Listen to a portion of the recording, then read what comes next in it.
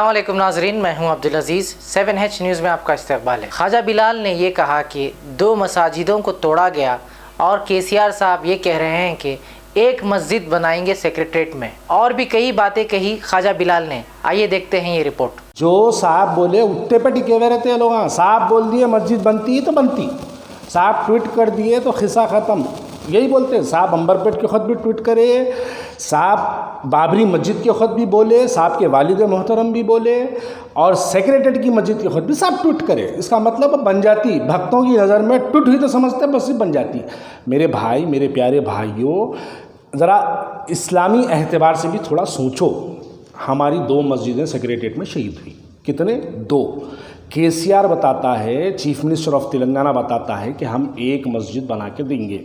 وہ بھی کہاں بن رہی، میں آپ کو یہ بھی بتا دیتا ہوں۔ منٹ کمپاؤنڈ، جو پیچھے کا جو منٹ کمپاؤنڈ جو پرانی قدیم دیوار ہے، اس کی جانب آدھی مسجد اندر آدھی مسجد باہر، جہاں پر ہماری سابقہ میں 724 گز کی جو ہماری مسجد تھی، اس مسجد کی جگہ مسجد نہیں بن رہی، اس مسجد کی جگہ کچھ اور بن رہا، لیکن مسجد کے لیے نئی جگہ بنائے تھے۔ اس پہ خاموش۔ اب تھوڑے دن میں دیکھو آپ، پھر ایک ڈرامہ شروع ہوتا، پورے جتنے بھی ہے نا شہر کے علماء، تمام علماء جا کے جو ہے وہاں پر مسجد کی سنگ بنیاد رکھ کے آتے پھر ٹویٹ کرتے کہ مسجد بن گئی، یہ سنگ بنیاد، یہ مسجد کا نقشہ اتنی خوبصورت بن رہی دیکھو۔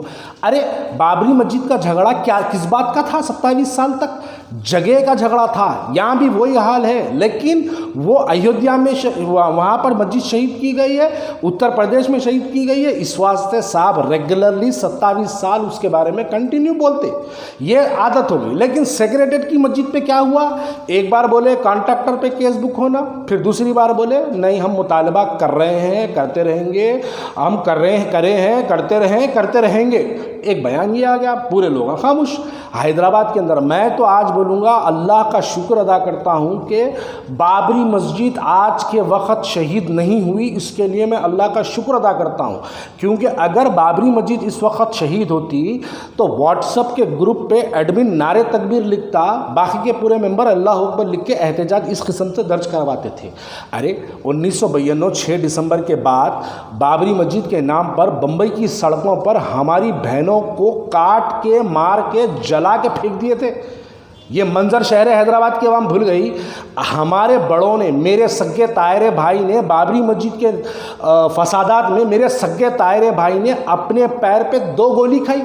یہ شہادت کو بھول گئے۔ آج کس بات کے تم لوگ یعنی کس بات کا احتجاج کر رہے ہیں؟ خالی فیس بک پہ آ کے بول دیے تو احتجاج نہیں ہوتا، واٹس ایپ پہ بیٹھ کے بول دیے تو احتجاج نہیں ہوتا۔ دلوں کو پکا کرو، دلوں کو منظم کرو، دلوں میں جوش پیدا کرو۔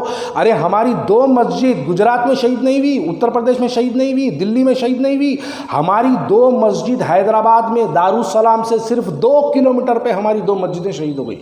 اس پر ہماری تمام مسلم قیادت خاموش بیٹھی ہے۔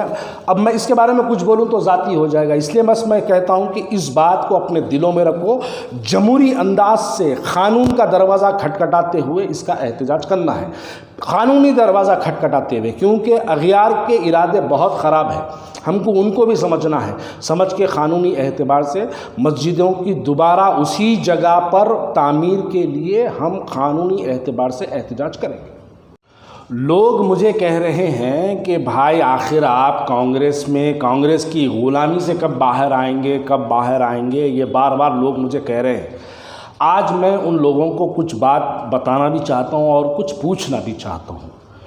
میں کانگریس میں ہوں، میرے ساتھ میں جتنے ہمارے ہندو بھائی ہیں، میں اپنے ہندو بھائی کے ساتھ بیٹھ کے سیکریٹریٹ کی مسجد کی شہادت پر دوبارہ وہاں پر اسی جگہ پہ تعمیر کا مطالبہ میں کر سکتا ہوں، اور ساتھ ہی ساتھ میں اس بات کی بھی دعا کر سکتا ہوں کہ اے اللہ، مسجد عمر فاروق شمشاباد ایئرپورٹ کی تعمیر کے دوران جس شخص نے، چاہے وہ سابقہ کانگریس کے وزیر کیوں نہ ہو، جو اس میں ملوث ہے، اے اللہ ان کو نیست و نابود کر دے، ان کی 7 پشتوں کو نیست و نابود کر دے، تباہ و تاراش کر دے، اور اے اللہ ہم کو ایسے بھی دن، ایسے بھی نظارے دکھا دے جو لوگ مسجد عمر فاروق کی شہادت میں ملوث ہے، ان سے شہر حیدرآباد کی سڑکوں پر بھیک منگوانے پہ مجبور کر دے اللہ۔ میں ایسی دعا بھی کر سکتا ہوں۔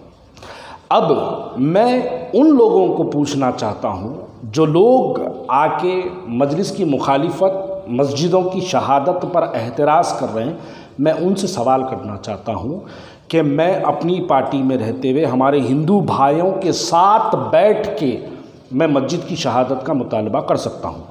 کیا مجلس اتحاد المسلمین کے کوئی لوگ جب تک صدر مجلس بیرسٹر اسدالدین اویسی صاحب نہیں بولیں گے، کوئی لوگ مسجد کی شہادت کا نعرہ نہیں لگائیں گے؟ آپ دعا تو چھوڑیے، آپ بدعا تو چھوڑیے، دعا بھی آپ حق میں نہیں کر سکتے، کیونکہ یہ غلامی ہے۔ مجھے غلامی کہنے والوں، میں یہاں آزادی کی زندگی گزارتا ہوں اور میں اپنی مذہب، اپنی مسجد کی آواز بلند کر سکتا ہوں۔ اس کے لیے مسجد کی شہادت ہوئی سو اس پر میں کانگریس پارٹی میں رہ کے ہندو بھائیوں کے ساتھ بیٹھ کے مسجد کی شہادت کے خلاف آواز اٹھا سکتا ہوں۔ کیا مجلس اتحاد المسلمین کے اراکینوں میں اتنی ہمت یا اتنی ان کی جرت ہو سکتی ہے کہ بنا صدر صاحب کے کہے کیا وہ لوگ مسجد کے لیے آواز اٹھا سکتے؟ نہیں اٹھا سکتے۔ تو یقین جانو غلامی میں کون ہے، سمجھو بات کو، غلامی میں کون ہے سمجھو بات کو۔ آپ مسجد کی شہادت پہ بھی آواز نہیں اٹھا سکتے تو یہ غلامی ہے، اور جہاں میں ٹھہرا ہوں وہاں یقیناً مجھے آزادی ہے، میں کہہ سکتا ہوں۔ اور ابھی بہرحال بہت سی باتیں ہیں کہنے کی۔ میں کل امجد اللہ خان خالد صاحب کا جو ہے میں ایک اوپن خط دیکھا ہوں، مولانا رحیم الدین انصاری صاحب کے نام پہ لکھے ہیں، اور ان سے کہہ رہے ہیں کہ اس اردو اکیڈمی کے چیئرمین ہیں، ان سے استعفیٰ کا مطالبہ خالد بھائی کر رہے ہیں۔ تو میں خالد بھائی کو کہہ رہا ہوں کہ خالد بھائی بیچارہ وہ 2 لاکھ روپے حکومت کی تنخواہ لے رہے ہیں، اور آپ وہ بھی استعفیٰ اگر ان سے پوچھ لیے تو وہ بیچارہ 2 لاکھ روپے کے مہینے کے اخراجات کہاں سے برداشت کریں گے؟ ان کو بھی اپنی ذاتی اخراجات، ذاتی شوق ان کو بھی جو ہے اس کے اخراجات کہاں سے برداشت کریں گے؟ کہیں ایسا نہ ہو کہ وہ استعفیٰ دے دیے اور دارالعلوم حیدرآباد کے جو ہے یتیم بچوں کی امانت میں خیانت ہو جائے۔ بہتر ہے بھائی، اتنے بڑے گناہ سے تو یہ چھوٹا موٹا گناہ بہتر ہے ان کے لیے۔ اور تیسری بات، اگر وہ استعفیٰ دے دیں تو ماہانہ 2 لاکھ روپے کے اخراجات ان کے کون برداشت کریں گے؟ بیرسٹر اسدالدین اویسی صاحب برداشت کریں گے یا ملک پیٹ کے ایم ایل اے صاحب برداشت کریں گے؟ اگر ملک پیٹ کے ایم ایل اے صاحب برداشت کرتے تو سب سے پہلے جامعہ نظامیہ سے فتویٰ لانا چاہیے کہ ملک پیٹ کے ایم ایل اے صاحب کا پیسہ جو ہے وہ جائز ہے نہیں ہے، اس کا فتویٰ سب سے پہلے جامعہ نظامیہ سے لانا چاہیے۔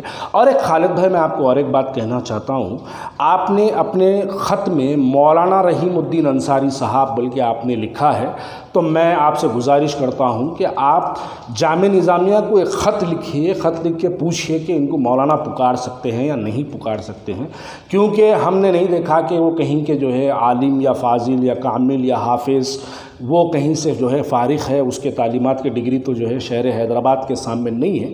تو میں کہتا ہوں خالد بھائی بیچارے کو وہ 2 لاکھ روپے کما لے رہے ہیں تو رہنے دو، ان کے اخراجات کون برداشت کریں گے بھائی؟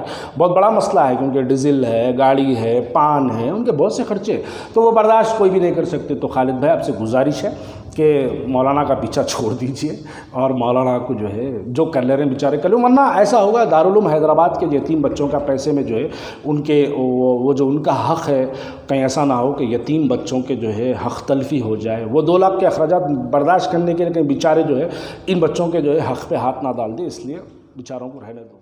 After 10 years of successfully spreading education and carving a niche for itself, Success Junior College proudly introducing Success Degree College for Women, affiliated to Osmania University, a place where you can engage your passion with respect and encouragement. Dedicated counselors and accessible educators who have an unparalleled reputation for balancing excellence and dedication in their field are here to guide you along the way. Fully furnished and spacious, sanitized AC classrooms. Hygienic and safe environment as per the government's norms. Well-equipped labs and spacious library.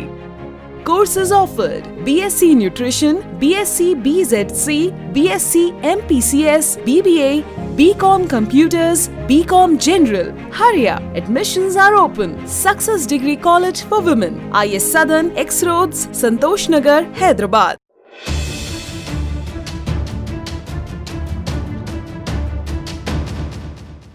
खबर है शहर की, खबर है गाँव की, खबर है सारी दुनिया की। 7H न्यूज पसंद आए तो लाइक कीजिए, शेयर कीजिए और सब्सक्राइब करना ना भूलें। 7H news.